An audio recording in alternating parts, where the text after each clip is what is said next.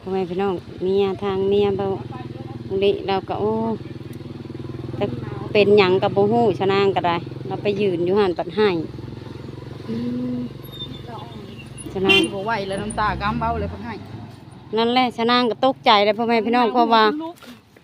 ว่ามันเหตุผลมันบ่เราเคยเป็นหลายเทื่อเลยโอ้คันไปยันจำเพราะว่าชาคันว่าเคยเป็นลายเทื่อแล้วบ่ให้เราไปเด้อแบบไปทางอื่นต้องมีแนวติดตัวเพราะว่ามันเป็นทางมันนั่นแหละมันเป็นทางจิตเราอ่อนแล้วมันสิต่ำโลดไปว่างคนหลายในงานบุญก็เป็นแล้วล่ะโอ้ยมันคนแปลกหน้าเนาะจักใครเป็นหยังฉันแหละเราเป็นแล้วมันลักษณะแบบว่ามันทางผ่านแล้วมันสิต่ำตลอดแล้วเพื่อนั่งอยู่ซื่อบ่แม่นแนวป้าไว้ผู้เดียวได้ให้อย่างเงี้ยแบบสิเป็นน้ำเราเองแน่เนาะเพราะว่าหั่นนะเพราะว่ามันก็ยกขอกามาเห็นเอามาเป็นยังมาลูมนะคะคนเรื่องหนังถึงหัวแล้วค่ะเรื่องหนังรอบแล้วกับเราเอาตอนนั้นเรามาตอนนั้นนะเราว่าสิบ่ไหวน้ำตากำเบ้าแล้วมันหมุ่มให้เนาะอันน่ะเรามาตอนนั้นนะเราว่าข่อยคอในเด้อหวานนะมันหวานอีหยังอันนี้นะเขาเราว่าหวานกันบ่คือลาสิลงเพื่อนไปใส่แล้วมันต้องอันเฮาคันเฮามานี่แล้วมีแต่พันเลื่อยเราอ่ะนะจิตจะอ้อนเฮาว่าเจ้าพันเลื่อยแล้วมันจิตจะอ้อนทั้งนี้อันชาวชิดาเพิ่นมาน่ะเพิ่นมีแต่เขากำลังเพื่อนข่อยได้เพิ่นเฮาก็ว่าสิเราก็เลยบ่พันอีหยังเนาะว่าในกำลังเพื่อนข่อยน่ะแบบว่าคือข่อยน่ะปลูกเบิด4แจน่ะของข่อยน่ะโอ้ยบ่ได้มีหยังแหละอันนี้หังก็บ่ได้ว่าผู้มาดดอกก็บ่ได้ว่าซั่นซี่แต่บ่ได้มีแต่เฮาเป็นคนจิตแข็งมันก็บ่เป็นหยังแต่อันนี้มันสิลักษณะแบบเป็นทางผ่านเนาะแบบเฮาเคยปัวว่าง่ายๆเนาะแบบเฮาเคยไปปัวไปเป่าหั่นนะแล้วมันก็ต้องต่ำเราเห็นเราว่าเราเห็นในตาบ่ค่อยถามเราก็ว่าเราเห็นได้เราเห็นเราอ่ะเห็นในเลือดอีกบ่แม่นเราเห็นอยู่ในเฮือนน่ะแล้วก็แบบมันเป็นทางที่เราล่านะแม่ไหลนั่นตามก้นเราค่ะนะหลอดต้นหน้านี่อยากไปว่าหูน้ำลานั่นนั่นแล้วนั่งอยู่นั่นก็อยากไปว่าแบบอันอยากอันนั้นอยากว่าที่ข้าน้ำข้นปลาเนี่ยแบ่งกันเขาเนี่ยเอาไปทำไมผลเนาะเดี๋ยวซ่าขยะจะทงยางใหญ่ๆนั่นนะเขาได้ขยะเลี้ยงข้างหลังเจ้าถือไม่ใช่โลดเพราะว่าเผยโพรมมันสิบ่ได้ใช้งานน้ำสเก็ตถิ่มเบิร์ดล่างแต่ถ้วยอันนี้ล่างแต่ถ้วยนั่นกับหม้อกับอันนั้นจูดเอาเบิดขยะอันกล่องโฟมนะป้าเมียนให้เราจูดกันเขาจูดเองดอกป้ามันแล้วแล้วก็เราจูดเราจัดการดีเนาะ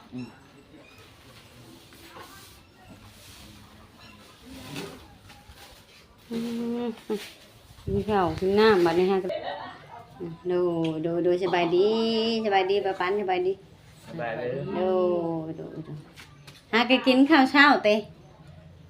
กับพูดแล้วไปกินน้ำหวานเขาใจตาให้เขาแล้วเขาอุดท้องแข็งเพิ่นก็กินแต่เช้าแต่ยังบ่ทันได้มื้อผู้ใดเขาพูดจะเขากินบ่ได้ใส่น้ำใส่ในเนาะว่า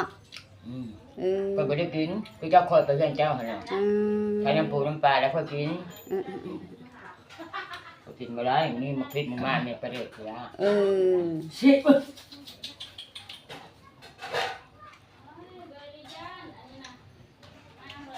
เชฟอิ่มเรือเบิดพ่อแม่พี่น้องน้ำบกน้ำบานเรือคนแนวเนี่ยกินก็ยังเรืออยู่กินกันเลยเรือคนแนวยังว่าสาธุว่าไอ้เพิ่นห่างเพิ่นนี่เห็นอันเต็งเห็นมันหายเป็นอะไรคือกระลุกคุกข่าชิงเมื่อกี้นี่เฮากับบริษัทเห็นยังได้เงินแต่เสียงเห็นเฮาอันชื่อว่าเอาโออยู่โดแขกน้อยหากะมาเพิ่นหากะมามาโอ้ว่ะเมียจะให้มันยังกัดว่ะ2อันบ่แบ่งคนรถบ่แลเราค่อยแน่ว่าลูกยักษ์สิแม่นเครียดผู้ใดให้บ่จังเฮาก็บ่ฮู้ว่านะอันเฮาเห็นอยู่เนาะพวกมาว่าจะเป็นเพียงว่าอันจะเป็นเพียงเขาไม่ได้เป็นยังวะแม่ป้าโอ้ให้เดี๋ยวพึ่งคือว่ามึงก็หาคนน่าให้ในพวกเราให้อยู่ทางอันนี้ได้เพียงข้างห้องน้ำนี่ แล้วให้ข้างอันนะ คือข้าง ข้างบนสูบน้ำหั่น บ่ ในก๊อกค่ะบัดให้อยู่พุ่นเพียงให้อยู่ ค่อย พี่ ผัดอยู่ในพี่กระเป๋าค เออแล้วเฮาสิขอถามเจ้าพรเนาะสอนเรากินข้าวแล้วพ่อแม่พี่น้องชนะเลย ำถามเด้อ อันบ่แลเจ้าอันเจ้าจุดธูปมันเจ้าจูดบอกเจ้าทานเจ้าที่บ่หรือว่าเจ้าจูดบอกผัวเจ้า จูดเจ้าทานเจ้าที่โทรนกแล้วนี่ เออ กัดกอกยามันยังจูดเบิด เออ ขันห้าอีกค่อยมันแนวนี้ เออ ให้เพิ่นเบิ่งเพิ่นแยงขึ้นเรือนขึ้นจานแล้วบ่ให้จิบให้ใครให้ความอยู่ดีมีแฮง อืม ก็บ่ได้จูนหาผัวก็จูนหาเจ้าถิ่นเจ้าฐานเจ้าแม่โทรณี อืม เฮซักรักเมือง อืม อ่าน เฮาก็บ่ฮู้เฮาบ่จักเฮาบ่เห็นเลยนะเดี๋ยวนี้ฮะ จูนหาผัวก็ต่างหาก เออ สิมันเกี่ยวหยังไงผัวก็ดอกเดียว เออ เฮานั่นถ้าเฮาเห็นเฮาน่ะ บ่แลเห็นแล้วเราว่าใดๆก็นำเจ้าจะถามเราอยู่บ่ อันเราว่าอันค่อยถามว่าให้เพียงค่อยบ่ได้ให้แล้วเราแปลงหน้านี่จะค่อยเดินเราแปลงหน้านี่จะค่อยแล้ว แล้วปิ้นหน้านี่ใจปั่นเลย เออ ปั่นถาม แล้วจังเราจังให้ดังเติบบาดเนี่ย เออ อันแปลงหน้านี่จะค่อยแล้วก็ให้ อันพวกมันน่ะบ่ได้ให้ อืม เพราะจะชุบขี้มุกกิ๊กๆซื่อๆให้หักบ่ได้เฮง หลังจากมึงถามที่มัน เออ เออแล้วเป็นหยังเนาะ บ่ฮู้ แล้วข่อยก็เลยเห็นนั่นชุลบุญตอนนั้นข่อยก็ยังคาเมียนผักข้าวเนาะ ค่อยเห็นแต่เขาแล่นเพิ่มๆหั่นแหละ ข่อยมาเมียนผักข้าวเลยข้าวหนึงข่อยเห็นข่อยเล่มไปประเห็นอันพวกยูทูบเบอร์บ่รู้ใช่นะว่าเราเป็นหยังเอ้าข่อยก็ย่าว่ามีแนวตอดหั่นนะข่อยก็เลยแล่นออกไปคือกันข่อยก็ได้แล่นออกไปพุ่นแหละข่อยหันบ่ได้ทันหยังข่อยว่ายันว่ามีแม่งอดไม่ยังตอดอะนะ บอกว่าสิให้เรากันปานนั้นเลย เดี๋ยวบางทีบ้านเนาะมันก็เฮาบ่ฮู้ว่ามัน ยัง หยัง ให้ได้เป็นงอตอดเต็งก็ยังให้ มัน เว้าได้ มันผู้เจ็บให้ได้ยายเอ้ย ให้ค่าหยังบ่ให้ ถ้าผู้เจ็บหัน ให้ ให้ ยังให้มีงอตอดน่ะ แม่นผู้เจ็บนะให้ เท่านาง ให้อะไรผู้เจ็บแฮงได้พอเราคิดแบบนั้น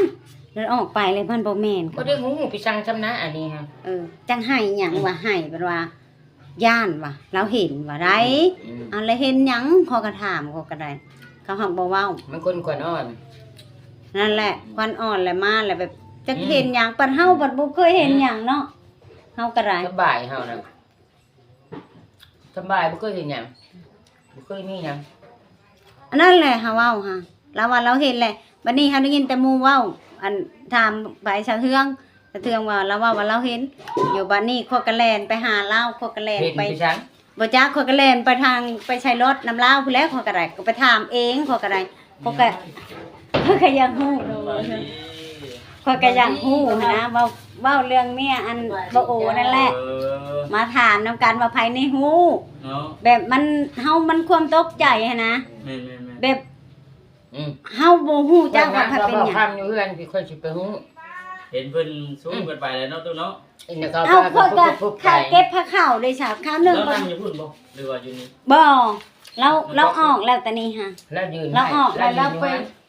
ยืนให้อยู่บ่ นี่ อีปานแล้วถามท่านเราค่ะแล้วเจ้าอีปานถามมันก็ปิ้นหน้านี้แล้วก็ให้นี่นะนั่นเลยนะ เออ แล้วว่าบ่ค่อย มันก็ถามซื่อๆดอกมันก็ ถามซื่อๆเฮาก็บ่ได้เฮ็ดหยังลงคำเลยเขาว่าเป็นหยังเฮาว่าแล้วก็แกล้งหน้านี่แล้วก็ให้โกกขึ้นเลยบาทหนึงเลย แล้วก็เสร็จน้ำตา แล้วก็ได้สู้ไปสู้เมาอันจากโอเคออกไปหาโลดพุ่นบ่โอว่ะบ่โอ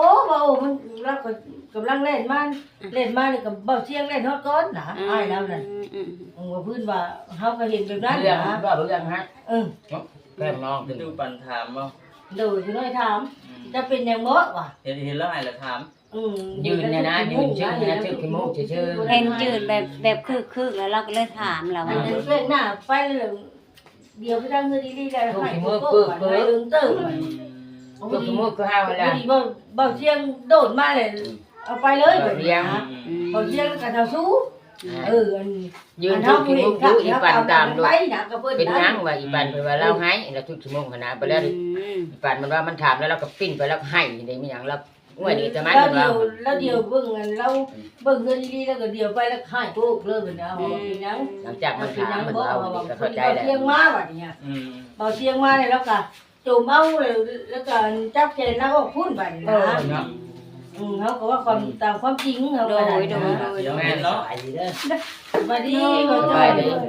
ตามจักเป็นหยัง โดย ดึง เนาะ ยัง ก็ไม่บอกอย่างเพิ่นเนาะ ให้ผู้จะเอาไปทุนให้เบานะ เนาะเราถาม เป็นหยัง เด้นี่ยับเข้ามาเลยจ้ะ กระตันให้ เห็นอันนี้ไม่ใช่ถูกขี้มูกเลยถามยันเพิ่นเจ็บวันเจ็บนี้มาจะมี บ้า ก็ จ้อย เพิ่น เจ้ากินแล้ว นะ บ่เข้าน้ำนะ ดูถามแล้วเนาะของคนคือถูกขี้มูกว่านะผู้นี้ก็ดี อืม ถามก็สิให้บ่ทนางก็ได้ถามซื่อก็ดีว่าเฮ้ย เฮาก็บ่เป็นหยังเนาะการถาม เนาะ เนาะ จะเรียกว่าเป็นเพียงเนาะ เฮาก็อยากฮู้สมมุติว่าเห็นรีบไปอ้าวจะเป็นหยังเฮาก็ธรรมดาคนเลยเราต้องถามเนาะ ถามเนาะ แม่นแล้วค่อยเลยก็เลยก็คล่องใจเขาก็เลยแล่นออกไปน้ำก้นเนาะแล่นออกไป ท่านดาวสู้ได้ทนางนี่อันจับเข็นแล้วออกไปน่ะกระตำหลังกันนอกเมื่อเฮาก็มือเฮือนเฮาก็มือเฮือนเพิ่นก็อยู่กันนอกพุ่นนะก็จะสู้น่ะ เจ้าเห็นแต่บุลุกไปแล้วอันนี้ เห็นอยู่ดอกเตียงถือจุดตามหลัง นั่นแหละค่อยก็เลย ค่อยบ่ได้ฮู้ เอ้าว่ะก็บ่ฮู้เลยจะมันงงเลยเอ้าว่ะ ฮู้ได้ มันเป็นหยังเขาก็เนาะเพราะว่าเฮาก็บ่ฮู้ว่าไผเป็นหยังไผมีหยังเนาะเฮาก็บ่ฮู้คนเฮา ย่านว่าจิตเป็นแนวอื่น นั่น เนาะ แหละข้อยคิดว่ามีแนวตอดพุ่นความคิดของข้อยหาข้อยก็เลยแล่นไปถามลาวบัดนี้หั่นเราสิเมื่อแล้วก็เอาไว้อยู่รถพุ่นจะเป็นหยังเขาว่า อืม ข้อยเห็นว่ะ รอ คนละ บ่ แม่นคนละว่าเจ้าเห็นหยังเราก็บ่ตอบเขาเลยบัดนี้ ป้ามันมีแต่ว่าค่อยเห็นคนเดียว ข้อยก็แฮงย่านแล้วเนาะสมมุติว่านะขออนุญาตบัดคำเบิดทุกผู้ทุกคน FC เนาะเพราะว่าชาวนางก็สิเข้าใจดีเพราะว่าบ้านอันนี้มันบ้านเป็นแบบมาแต่ไสก็มาอยู่บ้านนี้ มันร่วมหมดเลย แม่นบ้านร่วมก็ต้องเข้าใจ FC กันเนาะเพราะว่าเฮากับบ่อยากว่าร้ายแต่ว่าเฮาก็ไปถามสมมุติว่าหมู่ก็ตอบเฮาได้เท่านั้นเฮาก็ออกมาเนาะเฮาก็ให้ก็คิดย่านเต็มที่เฮาก็บ่ได้มีหยัง อืม แต่เฮาหักย่านแม่นล่ะว่าต้องเข้าใจกันไว้สิแหละเฮาไปถามเราก็ตอบเท่านั้น แล้ แล้ว ว ก็ ก็ บ่น่ะค่อยก็นั่งหัวแตกเหงื่อ เราก็บ่ได้หน้าเขาเลย อืม อืม